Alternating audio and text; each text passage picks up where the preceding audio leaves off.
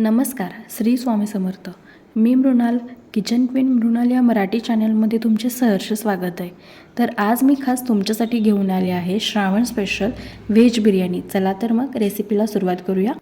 Veg बिर्याणीसाठी लागणारे साहित्य: 5 कांदे, 2 टोमॅटो, पनीर, 1 बटाटा, 1 वाटी गाजर, 1 वाटी बीन्स, 1 वाटी फ्लावर, 1 वाटी वाटाणा, 2 हिरव्या मिरच्या आणि कोथिंबीर.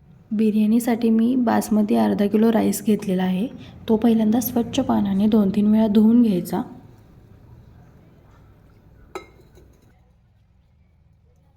दोन तीन वेळा तांदूळ स्वच्छ धुवून घेतल्यानंतर आणि पुन्हा त्यात पाणी घालून अर्धा तास तांदूळ भिजत ठेवायचे. आपण बिर्याणी ही कुकरमध्ये बनवणार आहोत. त्यासाठी अर्धी वाटी तेल घालायचं आणि 2 चमचे साजूक तूप घालून त्यामध्ये जिरे घालून खडा मसाला घालून घ्यायचा. खडा मसाल्यामध्ये कोणते कोणते मसाले घालायचे हे मी डिस्क्रिप्शन बॉक्समध्ये दिलेले आहे, ते तुम्ही चेक करा. आता कांदा आपण जास्त घातल्यामुळे तो पटकन भाजत नाही, त्यासाठी चिमूटभर सोडा घालायचा म्हणजे कांदा लवकर भाजतो. त्यानंतर त्यामध्ये टोमॅटो घालायचा. कांद्याला सोनेरी रंग येईपर्यंत कांदा भाजून घ्यायचा. जेवढा तुम्ही कांदा छान भाजाल तेवढी बिर्याणी छान होते. त्यानंतर त्यामध्ये आलं लसूण पेस्ट घालायचं. आलं लसूण पेस्ट घालून 1 मिनिट परतून घ्यायचं. आता मसाले घालून घ्यायचे. 1 चमचा धने पावडर, 1 चमचा बिर्याणी मसाला, 1 चमचा हळद, 1 चमचा लाल तिखट आणि ते सगळं एकत्र करून घ्यायचं. 1 मिनिट परतून तसंच ठेवायचं.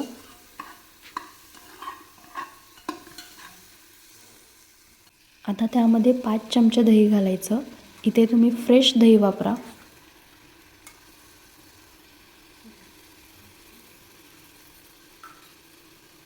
दही घातल्यानंतर तेल सुटेपर्यंत हलवून घ्यायचं.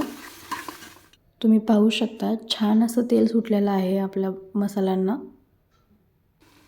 त्यानंतर त्यामध्ये सगळ्या भाज्या घालून घ्यायच्या. सगळ्या भाज्यांबरोबर पनीरही घालून घ्यायचं.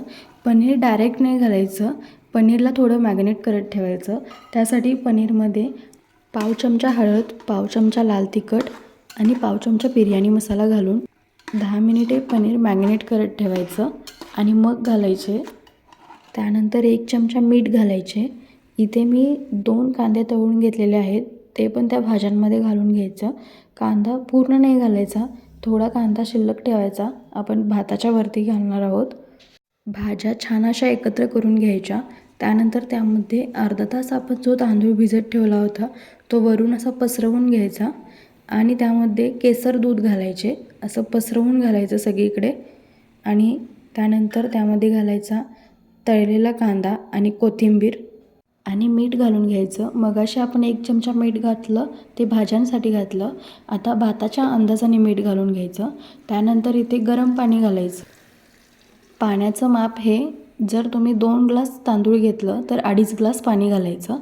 त्यानंतर त्यामध्ये 2 चमचे साजूक तूप घालायचं आणि काटे चमच्यानं फक्त वरून हलवून 1 शिट्टी देऊन घ्यायची. आता आपण बिर्याणीसोबत खायला दाल तडका बनवणार आहोत. त्यासाठी 3 ते 4 चमचे तेल गरम करून घ्यायचे आणि त्यामध्ये 2 मीडियम साईजचे कांदे घालायचे. कांदा पटकन भाजायसाठी त्यामध्ये चिमूटभर सोडा घालायचा. त्यानंतर 1 टोमॅटो घालून घ्यायचा, त्याला छान असं एकजीव करायचं. त्यानंतर त्यामध्ये घालायचे आलं लसूण पेस्ट, 1 चमचा धने पावडर, 1 चमचा किचन किंग मसाला आणि 1 चमचा लाल तिखट. सगळे मसाले छान असे एकजीव करून त्यामध्ये 1 वाटी पाणी घालून घ्यायचं आणि ते मसाले 5 मिनटं शिजवून घ्यायचे.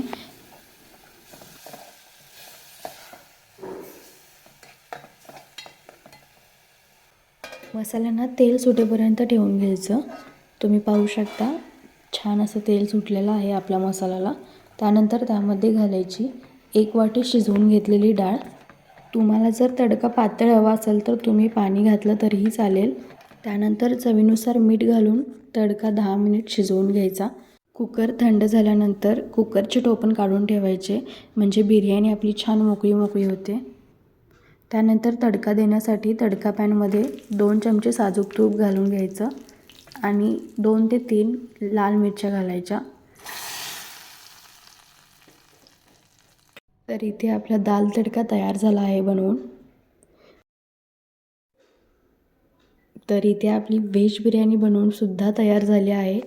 तर तयार झाली आहे आपली veg biryani with dal tadka recipe.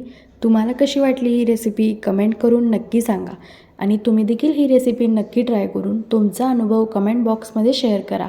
Video आवडल्यास लाईक करा, आपल्या चॅनेलला सबस्क्राईब करा आणि बेल आयकॉन प्रेस करायला विसरू नका. थँक्यू.